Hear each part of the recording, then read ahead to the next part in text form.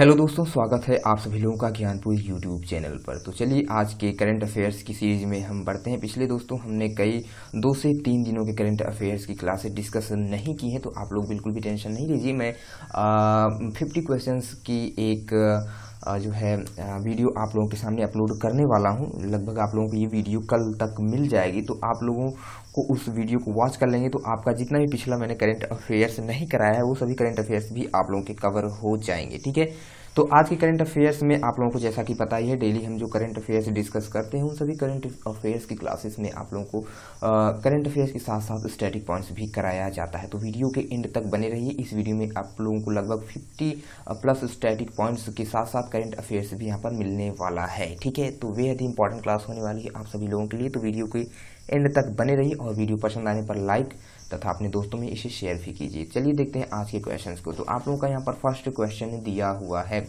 पंजाब की पहली महिला मुख्य सचिव कौन बनी है?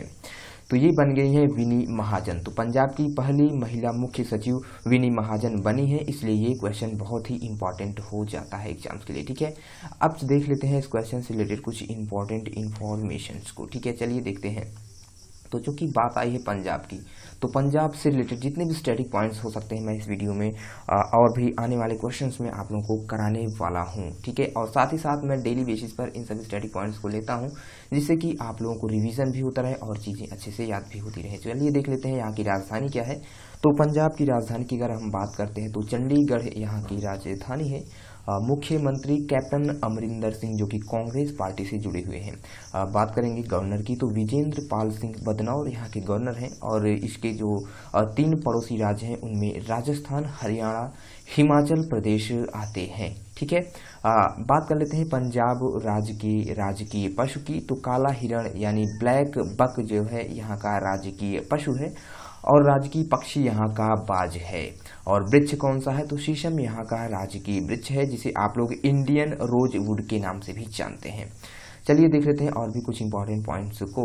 तो पंजाब जो है इसका एक पड़ोसी देश भी है, आप लोगों को पता ही है कौन सा है, तो वो हो जाएगा पाकिस्तान। ठीक है, बात करते हैं यहाँ के जो पंजाब के उच्च न्यायालय के जो मुख्य न्यायाधीश हैं उनका नाम क्या है? तो रविशंकर झा यहाँ के जो है मुख्य न्यायाधीश हैं। लोकसभा के लिए यहाँ पर 13 सीटें हैं और राज्यसभा के लिए यहाँ पर 7 सीट तथा 117 सीटें यहाँ पर विधानसभा के लिए हैं। तो इतनी चीज़ें आप लोगों को पता होना चाहिए।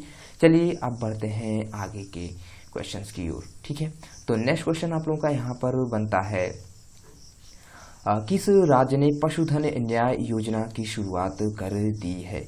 तो यह बेहद ही इंपॉर्टेंट योजना होने वाली है एग्जाम्स के लिए, क्योंकि यहाँ से भी क्वेश्चंस, योजनाओं से भी बहुत सारे क्वेश्चंस एग्जाम्स में बनते हैं। ठीक है, तो इस योजना की शुरुआत की है छत्तीसगढ़ राज्य सरकार के द्वारा, यानी ऑप्शन यहाँ पर भी बिल्कुल करेक्ट हो जाएगा।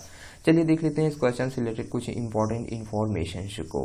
ठीक है, तो यह योजना जो है, इस योजना के अगर हम मुख्य उद्देश्य की बात करें तो मुख्य उद्देश्य है प्रदेश में गौपालन को बढ़ावा देने के साथ ही उनकी सुरक्षा और उसके माध्यम से पशुपालकों को आर्थिक रूप से लाभ पहुंचाना। ठीक है, तो कुल मिलाकर के यह पशुओं के लिए चलाई गई एक बेहतर योजना है, जिसमें किसानों को उनको जो है आर्थिक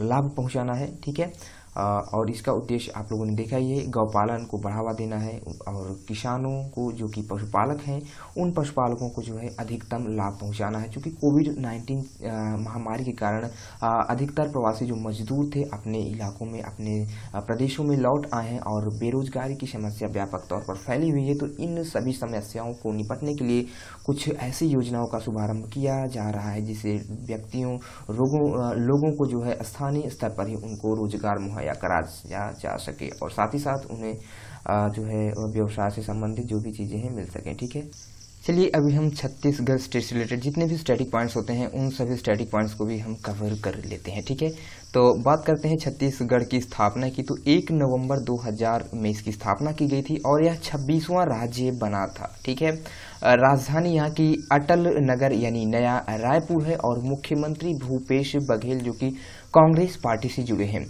बात करते हैं अगर गवर्नर की, तो अनुसुईया उइके यहाँ की गवर्नर हो जाएंगी। तो आई होप कि इतनी चीज़ें क्लियर हुई होंगी। चलिए अब हम देख लेते हैं नेक्स्ट पॉइंट्स को, ठीक है। अगर हम बात करें छत्तीसगढ़ उच्च न्यायालय के मुख्य न्यायाधीश की, तो PR रामचंद्र मेनन यहाँ के मुख्य न्यायाधीश हैं। अगर राजकीय हम पशु की बात करते हैं तो जंगली भैंसा यहाँ का राजकीय पशु है। राजकीय पक्षी हिल मैना है और राजकीय वृक्ष शाल है।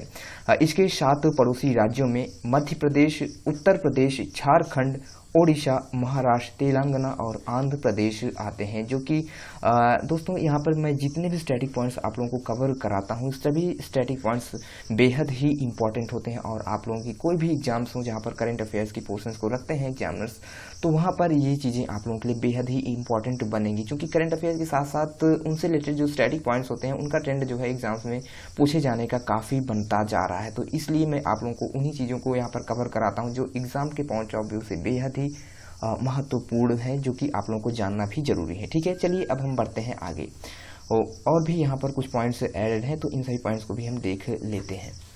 तो बात करेंगे छत्तीसगढ़ की लोकसभा सीटों की, तो 11 सीटें यहाँ पर लोकसभा के लिए हैं। राज्यसभा के लिए यहाँ पर 5 सीटें उपलब्ध हैं और 90 सीटें यहाँ पर विधानसभा के लिए हैं।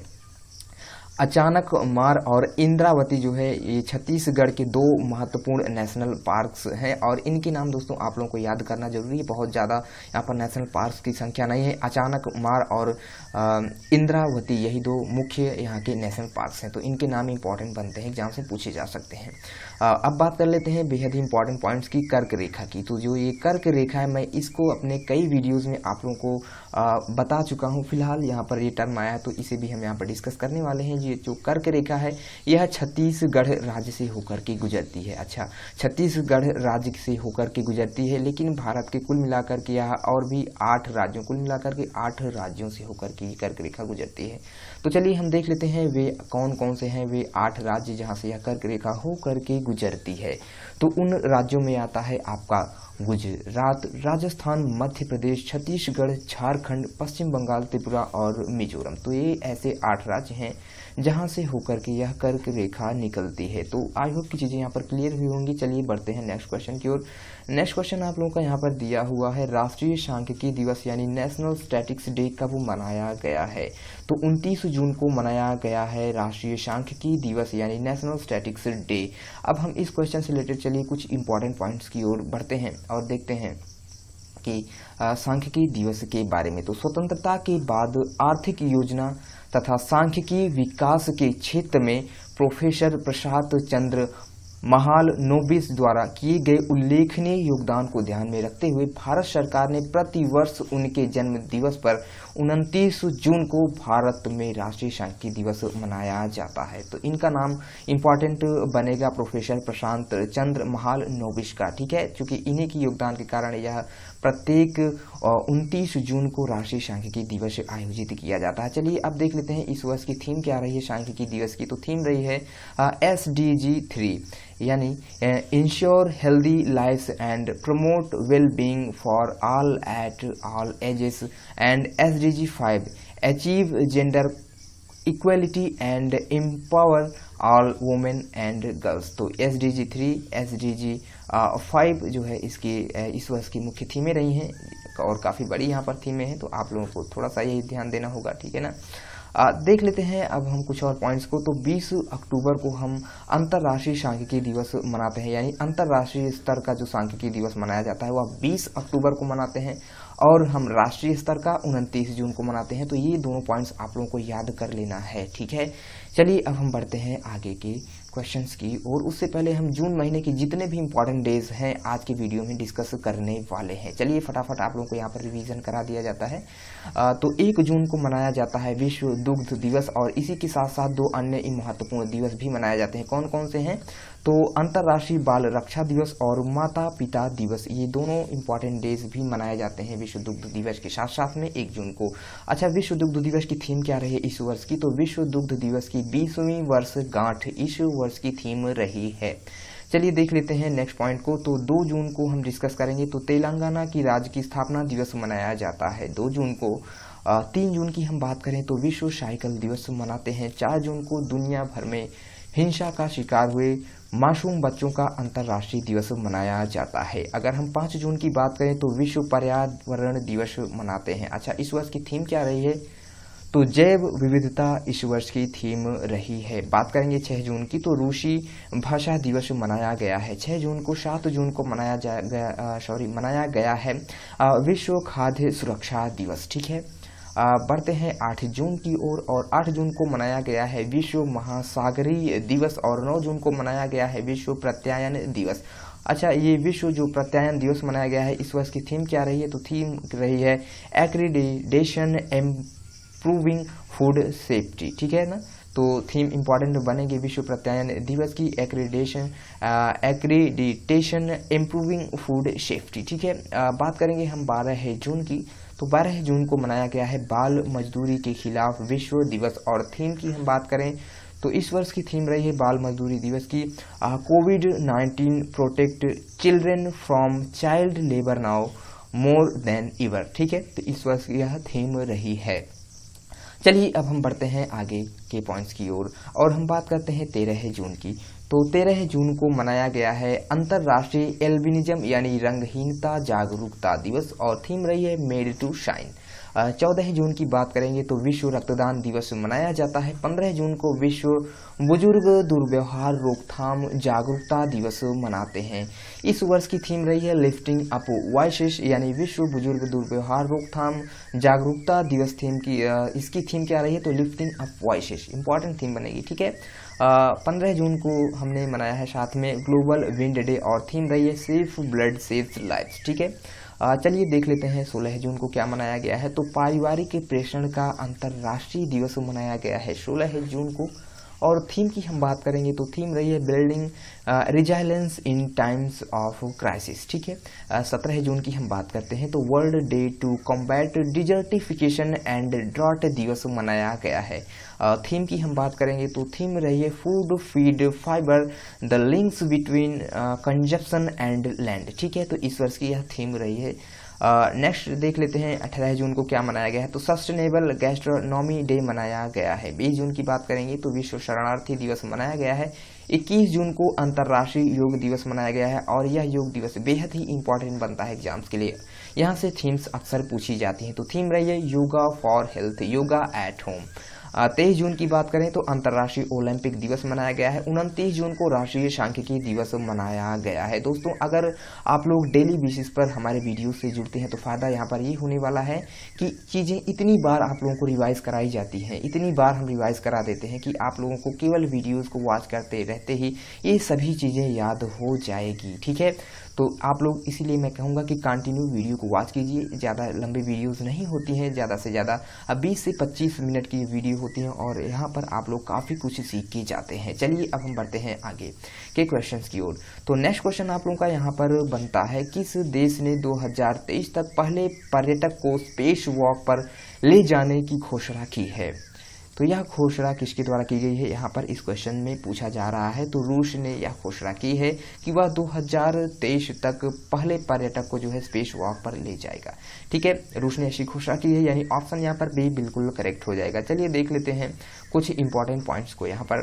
तो रूस एनर्जिया स्पेस कॉरपोरेशन को 2023 में अमेरिकी साझेदार के साथ नए अनुबंध की शर्तों के तहत पहले पर्यटक को स्पेस वॉक पर ले जाएगा। ठीक है, कौन? तो रूस एनर्जिया स्पेस कॉरपोरेशन जो है यही ले जाएगा। ठीक है ना, तो इंपॉर्टेंट बनेगा इसका नाम रूस एनर्जिया स्पेस कॉरपोरेशन का। बात आई है रूस की, तो रूस के बारे में भी आप लोगों को कुछ चीज़ें पता होनी चाहिए, तो वो चीज़ें मैं अभी आप लोगों को इस वीडियो में बताने वाला हूँ। तो देख लेते हैं रूस के बारे में। तो रूस जो है यह यूरोप और एशिया महाद्वीप में स्थित है। राजधानी यहाँ की मॉस्को है। करेंसी चलती है रूबल और राष्ट्रपति है व्लादिमीर पुतिन। यूराल पर्वत एशिया रूस को जो है यूरोपीय रूस से अलग करता है। तो ये जो यूराल पर्वत है ये एग्जाम्स में काफ़ी बार पूछा गया है कि कौन सा पर्वत है जो एशिया और यूरोप को अलग करता है, तो यह हो जाता है यूराल पर्वत। रूस की संसद की अगर हम बात करें तो यहाँ की संसद ड्यूमा है। तो इतनी चीज़ें आप लोगों को इस क्वेश्चन से यहाँ पर हमने डिस्कस करके बताया। अब बढ़ते हैं आगे। तो नेक्स्ट क्वेश्चन आप लोगों का यहाँ पर बनता है, किस राज्य में हरित हरम कार्यक्रम के छठे चरण का शुभारंभ किया गया है। तो हरित हरम यह जो कार्यक्रम है इसके छठे चरण की शुरुआत जो है तेलंगाना राज्य के द्वारा की गई है, यानी ऑप्शन यहाँ पर बी बिल्कुल करेक्ट हो जाएगा। चलिए देख लेते हैं हम इस क्वेश्चन से रिलेटेड कुछ इंपॉर्टेंट इन्फॉर्मेशंस को जो कि एग्जाम्स के लिए बेहद ही इंपॉर्टेंट बनेंगी। तो यह जो कार्यक्रम है ना, इस कार्यक्रम के माध्यम से तेलंगाना राज्य सरकार ने राज्य भर में कुल 230 करोड़ पौधे लगाकर राज्य में वन आवरण को 24% से 33% तक बढ़ाने का लक्ष्य रखा है। तो कुल मिलाकर के वन से रिलेटेड कार्यक्रम है और इसमें जो है वनों के परसेंटेज के इंक्रीजमेंट पर कार्य किया जाएगा, यानी कि यहाँ पर जो है पर्यावरण के लिए यानी हमारी पृथ्वी के लिए जो है 33% वन आवश्यक होते हैं, यानी कि जितना भी क्षेत्रफल होता है उस क्षेत्रफल के यानी 100 पार्ट्स में से जो है 33% भाग पर जो है वन होने आवश्यक हैं। और उसी प्रतिशत को ध्यान में रखते हुए यहाँ पर अभी जो परसेंटेज हाल ही में है वह 24% है और इसको इंक्रीज करके 33% तक इसे ले जाने का लक्ष्य इस योजना के तहत रखा गया है। इसलिए ये क्वेश्चन और बेहद ही इंपॉर्टेंट बनाएगा आप लोगों के एग्जाम्स के लिए। अच्छा, बात आई है तेलंगाना राज्य की, तो तेलंगाना राज्य से रिलेटेड भी आप लोगों को स्टैटिक पॉइंट्स यहाँ पर कवर करा देते हैं हम। चलिए देखते हैं। तो तेलंगाना की राजधानी हैदराबाद है। मुख्यमंत्री के चंद्रशेखर राव हैं जो कि तेलंगाना राष्ट्रीय समिति पार्टी से हैं। ठीक है, गवर्नर कौन है? तो तमिलिसाई सुंदर राजन यहाँ के गवर्नर हैं। स्थापना इसकी 2 जून 2014 में की गई थी और यहाँ के जो मुख्य न्यायाधीश हैं राघवेंद्र सिंह चौहान यहाँ के मुख्य न्यायाधीश हैं। यहाँ का राजकीय पशु अगर हम देखते हैं तो हिरण, जिसे आप लोग जिंका के नाम से यहाँ पर स्थानीय लोग जानते हैं, तो हिरण है यहाँ का राजकीय पशु। राजकीय पक्षी इंडियन रूलर जो कि पला पित्ता है और राजकीय वृक्ष जम्मी चट्टू यहाँ का राजकीय वृक्ष है। कभी दोस्तों टाइम मिला तो मैं आप लोगों को इन सभी पर्टिकुलर चीज़ों के जो भी, जैसे कि हिरण है और ये जो पला पित्ता यहाँ का है, जम्मी चट्टू है, इन सभी के वीडियोस भी मैं आप लोगों को यानी इनकी पिक्स को भी दिखाने की कोशिश करूँगा। ठीक है, तो चलिए आप लोग बढ़ते हैं नेक्स्ट क्वेश्चन की ओर आप लोगों के। तो आप लोगों का यहाँ पर नेक्स्ट क्वेश्चन दिया हुआ है, किस अंतर्राष्ट्रीय खेल संगठन ने एक online tool road to Tokyo launch किया है? तो रोड टू टोक्यो लॉन्च किया गया है IAAF के द्वारा, यानी ऑप्शन यहाँ पर बी बिल्कुल करेक्ट हो जाएगा। देख लेते हैं इस क्वेश्चन से रिगार्डिंग जितने भी इंपॉर्टेंट क्वेश्चंस बन सकते हैं या स्टैटिक पॉइंट्स बन सकते हैं। यही स्टैटिक पॉइंट्स जो है क्वेश्चंस के फॉर्मेट में आप लोगों को एग्जाम्स में देखने के लिए मिलते हैं। ठीक है, तो सबसे पहली बात तो IAAF का फुल फॉर्म क्या होता है? तो इसका फुल फॉर्म भी आप लोगों को पता होना चाहिए। तो इसका फुल फॉर्म हो जाता है international association of athletics federations, जिसे हिंदी में अंतर्राष्ट्रीय एथलेटिक्स महासंघ कहेंगे। स्थापना इसकी 17 जुलाई 1912 में की गई थी और मुख्यालय इसका मोनाको में है। अध्यक्ष कौन है? तो सेबेस्टियन कोए इसके अध्यक्ष हो जाएंगे। तो इतनी चीज़ें आप लोगों को पता होना चाहिए IAAF से रिलेटेड। सबसे पहली बात तो दोस्तों इसकी जो फुल फॉर्म होता है, ये फुल फॉर्म बेहद ही इंपॉर्टेंट बनता है एग्जाम्स के लिए। तो मैंने पहले ही आप लोगों को बताया कि IAAF का फुल फॉर्म क्या होता है। चलिए मैं फिर से एक बार डिस्कस कर देता हूँ। तो international association of athletics federation होता है IAAF का फुल फॉर्म। स्थापना 17 जुलाई 1912 में, मुख्यालय मोनाको में है, अध्यक्ष सेबेस्टियन कोए हैं। बस इतनी चीज़ें पता होनी चाहिए। बढ़ते हैं आगे। तो नेक्स्ट क्वेश्चन आप लोगों का यहाँ पर दिया हुआ है, किस संस्थान ने बैक्टीरिया की कोशिका झिल्ली को नष्ट करने वाले नैनो एंजाइम्स विकसित किए हैं? तो ये जो नैनो एंजाइम्स हैं यह विकसित किया गया है IISc बेंगलुरु के द्वारा, यानी ऑप्शन यहाँ पर सी बिल्कुल करेक्ट हो जाएगा। देख लेते हैं इस क्वेश्चन से रिलेटेड कुछ इंपॉर्टेंट इन्फॉर्मेशन के बारे में। तो IISc जो बेंगलुरु है इसे आप लोग इंडियन इंस्टीट्यूट ऑफ साइंस के रूप में फुल फॉर्म करके देख सकते हैं। ठीक है, तो इसका फुल फॉर्म क्या होता है IISc का? तो Indian institute of science Bengaluru. ठीक है, चलिए अब हम बढ़ते हैं आगे के क्वेश्चंस की ओर। नेक्स्ट क्वेश्चन आप लोगों का यहाँ पर बनता है, किस कंपनी ने देश के 6049 रेलवे स्टेशनों पर IP आधारित वीडियो निगरानी प्रणाली की स्थापना के लिए भारतीय रेलवे के साथ समझौता किया है? तो ये क्वेश्चन बेहद ही इंपॉर्टेंट बनेगा दोस्तों एग्जाम्स के लिए आप लोगों की। तो ये है जो है रेलटेल के साथ में किया गया है समझौता, यानी ऑप्शन ए बिल्कुल करेक्ट हो जाएगा। तो रेलटेल कंपनी ने देश के 6049 रेलवे स्टेशनों पर जो है IP आधारित वीडियो निगरानी प्रणाली की स्थापना के लिए भारतीय रेल के साथ में समझौता किया है। अब देख लेते हैं इस क्वेश्चन से रिलेटेड कुछ इंपॉर्टेंट इन्फॉर्मेशन के बारे में।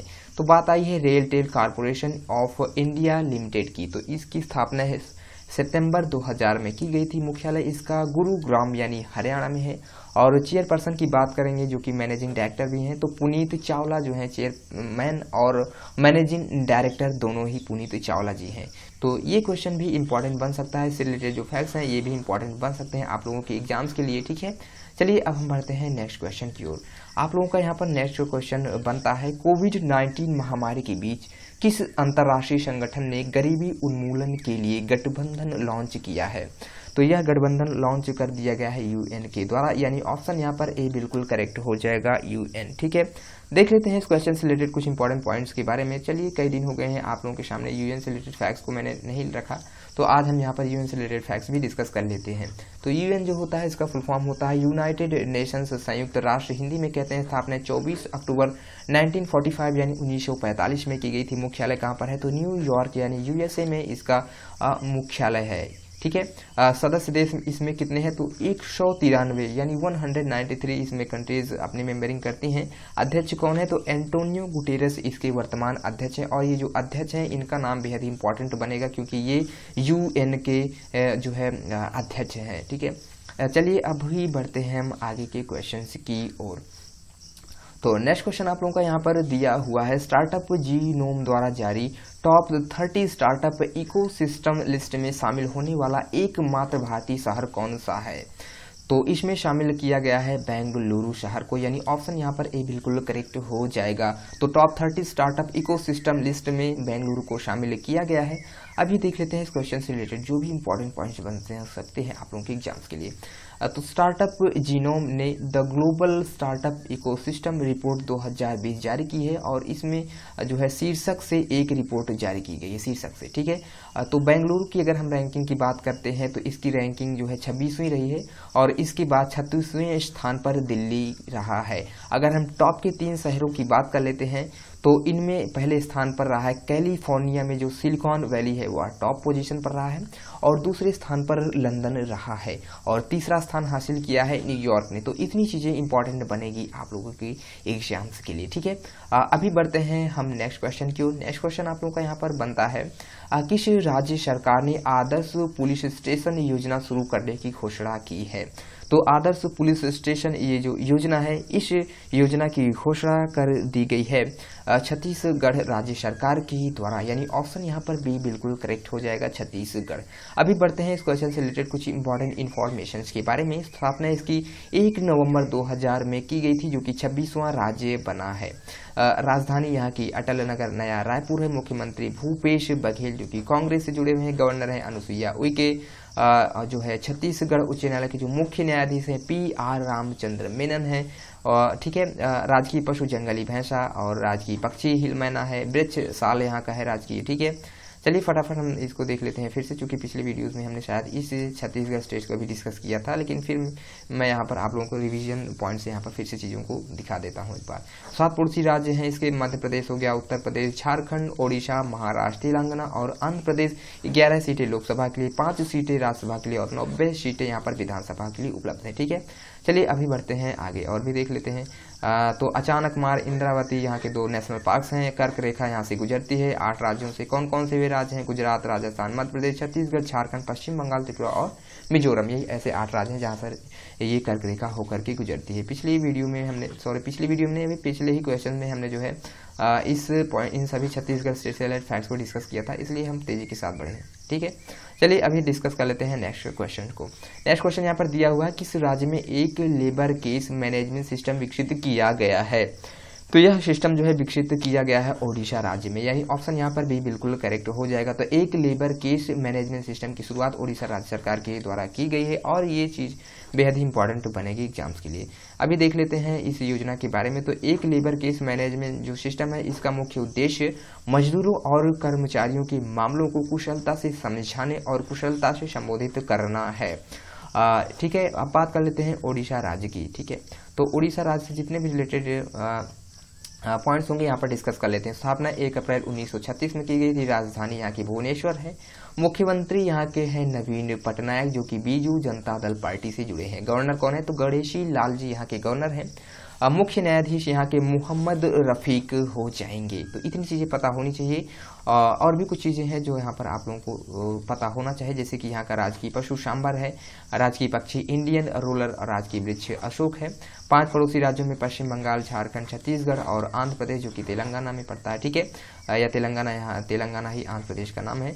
उड़ीसा की लोकसभा सीटों की बात करेंगे की सीटें यहाँ पर हैं लोकसभा के लिए 10 सीटें, यहाँ पर राज्यसभा के लिए 147 सीटें विधानसभा के लिए हैं। चिल्का झील, जो कि भारत की सबसे बड़ी खारे पानी की झील है, यहीं पर है, और जो कि लैगून झील का निर्माण करती है, ठीक है। भारत की सबसे जो लंबा बांध है वह हीराकुंड बांध है, और यह महानदी पर बना हुआ है और उड़ीसा राज्य में ही स्थित है। और ये क्वेश्चन बेहद इंपॉर्टेंट बनता है एग्जाम्स के लिए। दूसरी बात यहाँ पर जो इंपॉर्टेंट पॉइंट बनता है अब्दुल कलाम द्वीप से रिलेटेड, चूंकि यहाँ से जो है जितने भी रॉकेट्स होते हैं इसे इनका प्रक्षेपण किया जाता है। तो इसका पूरा नाम व्हीलर द्वीप हुआ करता था, लेकिन वर्तमान टाइम पर जो है अब्दुल कलाम द्वीप के नाम से इसे जानते हैं, और यह भी जो है ओडिशा के तट पर ही स्थित है। तो इतनी चीजें इस क्वेश्चन से इंपॉर्टेंट बन सकती थी। अभी फटाफट देख लेते हैं नेक्स्ट क्वेश्चन को। निमाई भट्टाचार्य का निधन हुआ है, यह कौन थे? तो निमाई भट्टाचार्य जो है यह एक लेखक थे, यानी ऑप्शन यहाँ पर सी बिल्कुल करेक्ट हो जाएगा, और इनका निधन हो गया है। तो निमाई भट्टाचार्य किस देश के थे? तो यह बांग्लादेश के थे। तो दोस्तों अगर आप लोगों को वीडियो पसंद आ रहा हो तो प्लीज़ हमारे वीडियोस को आप लोग लाइक कीजिए, और ज़्यादा से ज़्यादा जितने भी स्टडी ग्रुप्स हैं, जितने भी स्टूडेंट्स हैं प्रिपरेशन करने वाले एग्जाम्स की, वहाँ पर इस वीडियोस को शेयर कीजिए, ठीक है। चलिए अभी बढ़ते हैं हम इन सभी क्वेश्चंस के रिवीजन की ओर। अब हम जितने भी हमने यहाँ पर 30 मोस्ट इंपॉर्टेंट क्वेश्चंस को यहाँ पर डिस्कस किया है, और उन सभी क्वेश्चंस का यहाँ पर आप लोगों को फिर से एक बार रिवाइज यानी रिवीजन भी हम करा देते हैं फटाफट। चलिए हम देखते हैं रिवीजन पॉइंट को। तो फर्स्ट क्वेश्चन हमारा था अभी, पंजाब की पहली मुख्य जो है सचिव कौन बनी है? तो मुख्य महिला सचिव नियुक्त की गई है विनी महाजन। नेक्स्ट क्वेश्चन है, किस राज्य ने पशुधन न्याय योजना की शुरुआत की है? तो छत्तीसगढ़ राज्य सरकार के द्वारा इस योजना की शुरुआत की गई। नेक्स्ट क्वेश्चन है, राष्ट्रीय सांख्यिकी दिवस यानी नेशनल स्टैटिस्टिक्स डे कब मनाया गया है? तो 29 जून को मनाया गया है। नेक्स्ट क्वेश्चन है, किस देश में 2023 तक पहले पर्यटक को स्पेस वॉक पर ले जाने की घोषणा की गई है? तो रूस के द्वारा यह घोषणा की गई है। नेक्स्ट क्वेश्चन है, किस राज्य में हरित हरम कार्यक्रम के 6ठे चरण का शुभारंभ हुआ है? तो तेलंगाना में किया गया है। नेक्स्ट क्वेश्चन था, किस अंतर्राष्ट्रीय खेल संगठन ने एक online tool road to Tokyo launch किया है? तो IAAF के द्वारा इसे लॉन्च किया गया है। नेक्स्ट क्वेश्चन है, किस संस्थान ने बैक्टीरिया की कोशिका झिल्ली को नष्ट करने वाले नैनो एंजाइम से विकसित किए हैं? तो IISc बेंगलुरु के द्वारा इसे विकसित किया गया है। नेक्स्ट क्वेश्चन की ओर मूव करते हैं। तो नेक्स्ट क्वेश्चन आप लोगों का यहाँ पर दिया हुआ है, किस कंपनी ने 6049 रेलवे स्टेशनों पर IP आधारित वीडियो निगरानी प्रणाली की स्थापना के लिए भारतीय रेल के साथ में समझौता किया है? तो रेलटेल के साथ यह समझौता किया गया है। नेक्स्ट क्वेश्चन है, कोविड-19 महामारी के बीच किस अंतर्राष्ट्रीय संगठन ने गरीबी उन्मूलन के लिए गठबंधन लॉन्च किया है? तो UN के साथ में यह जो है गठबंधन लॉन्च किया गया है। नेक्स्ट क्वेश्चन है, स्टार्टअप जीनोम द्वारा जारी टॉप 30 स्टार्टअप इकोसिस्टम लिस्ट में शामिल होने वाला एकमात्र भारतीय शहर कौन सा है? तो बेंगलुरु बन गया है एकमात्र भारतीय शहर। नेक्स्ट क्वेश्चन है, किस राज्य सरकार ने आदर्श पुलिस स्टेशन योजना की शुरुआत की है?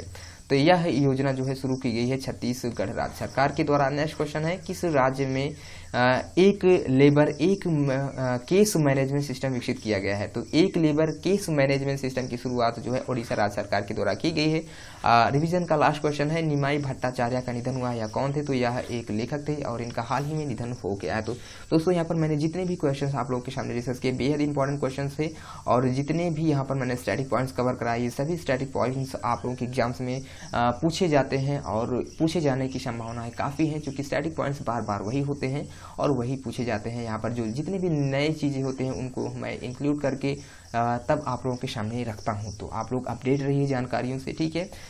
तो आने वाले एग्जाम्स के लिए ये चीज़ें आप लोगों के लिए बेहतर होने वाली हैं। तो आप लोग लगातार हमारे चैनल से जुड़े रहिए, और जो भी वीडियोस यहाँ पर अपलोड होती हैं उन्हें कंटिन्यू वॉच कीजिए, ठीक है। तो चलिए दोस्तों, फिर मिलते हैं हम नेक्स्ट वीडियो में। तब तक के लिए जय हिंद, जय भारत।